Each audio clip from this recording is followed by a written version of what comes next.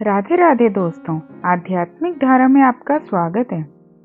शबरी का जिक्र तो आपने रामायण के दौरान सुना, जाना और पढ़ा ही होगा। तो चलिए आज जानते हैं शबरी जयंती के पावन अवसर पर शबरी की कहानी। शबरी श्री राम की परम भक्त थे, जिन्होंने श्री राम को अपने झूठे बेर खिलाए थे। शबरी का असली नाम श्रमणा था। वह भील समुदाय में शबर जाति से संबंध रखती थी। इसी कारण कालांतर में उनका नाम शबरी पड़ा। भील परिवार उस समय के सामाजिक वर्गीकरण के अनुसार निम्न जाति में गिना जाता था। उनका परिवार शिकार करके अपना जीवन यापन करता था। भील समुदाय प्रकृति से जुड़ा हुआ था और उनका जीवन सादगी और सरलता से परिपूर्ण था। शबरी के पिता भीलों के मुखिया थे। वे अपनी पुत्री को बहुत प्रेम करते थे।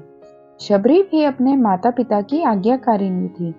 बचपन से ही शबरी का मन धार्मिक और आध्यात्मिक विचारों में रमा रहता था। वे अक्सर ऋषि मुनियों की कहानियां सुनती थी और भगवान राम के बारे में जानकर उनके प्रति आकर्षित हो गई थी। श्रमणा का विवाह एक भील कुमार से तय हुआ। विवाह से पहले कई सौ पशु बलि के लिए लाए गए, जिन्हें देख श्रमणा बड़ी आहत हुई। यह कैसी परंपरा! न जाने कितने बेजुबान और निर्दोष जानवरों की हत्या की जाएगी। इस कारण शबरी विवाह से एक दिन पूर्व भाग गई और दंडकारण्य वन में पहुंच गई। वहां मतंग ऋषि तपस्या कर रहे थे। श्रमणा उनकी सेवा तो करना चाहती थी, पर वह भील जाति की होने के कारण उसे अवसर न मिलने का अंदेशा था। फिर भी शबरी सुबह सुबह ऋषियों के उठने से पहले उनके आश्रम से नदी तक का रास्ता साफ कर देती थी। कांटे चुनकर रास्ते में साफ बालू बिछा देती थी। यह सब शबरी ऐसे करती थी कि किसी को इसका पता नहीं चलता था।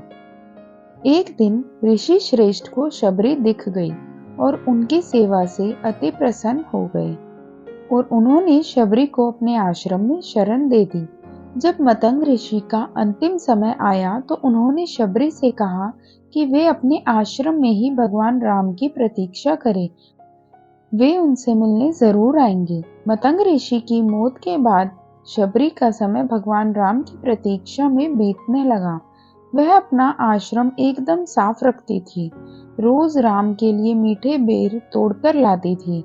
बेर में कीड़े ना हो और वह खट्टा ना हो, इसके लिए वह एक एक बेर चख कर तोड़ती थी। ऐसा करते करते कई साल बीत गए। एक दिन शबरी को पता चला कि दो सुंदर युवक उन्हें ढूंढ रहे हैं। वे समझ गई कि उनके प्रभु राम आ गए हैं। उस समय तक वह वृद्ध हो चली थी, लेकिन राम के आने की खबर सुनते ही उसमें चुस्ती आ गई और वह भागती हुई अपने राम के पास पहुंची और उन्हें घर लेकर आई और उनके पांव धोकर बिठाया। अपने तोड़े हुए मीठे बेर राम को दिए और राम ने बड़े प्रेम से वे बेर खाए और लक्ष्मण को भी खाने को कहा। लक्ष्मण को झूठे बेर खाने में संकोच हो रहा था। राम का मन रखने के लिए उन्होंने बेर उठा तो लिए, लेकिन खाए नहीं। इसका परिणाम यह हुआ कि राम रावण युद्ध में जब शक्ति बाण का प्रयोग किया गया तो वे मूर्छित हो गए। तब इन्हीं बेर की बनी हुई संजीवनी बूटी उनके काम आई थी। यह है माता शबरी की पुण्य कथा। जय श्री राम। शबरी की कहानी रामायण की एक महत्वपूर्ण और प्रेरणादायक कथा है। यह कहानी हमें ये सिखाती है कि हमें हमेशा भगवान पर विश्वास रखना चाहिए और उनकी भक्ति में लीन रहना चाहिए। शबरी का चरित्र भारतीय संस्कृति में भक्ति और समर्पण का प्रतीक बन गया। उनकी कहानी आज भी लोगों को प्रेरित करती है और उन्हें यह विश्वास दिलाती है कि सच्ची भक्ति से भगवान की प्राप्ति संभव है। वीडियो पसंद आए तो वीडियो को लाइक करें, शेयर करें और चैनल को सब्सक्राइब करें। बेल आइकन जरूर दबाएं। धन्यवाद।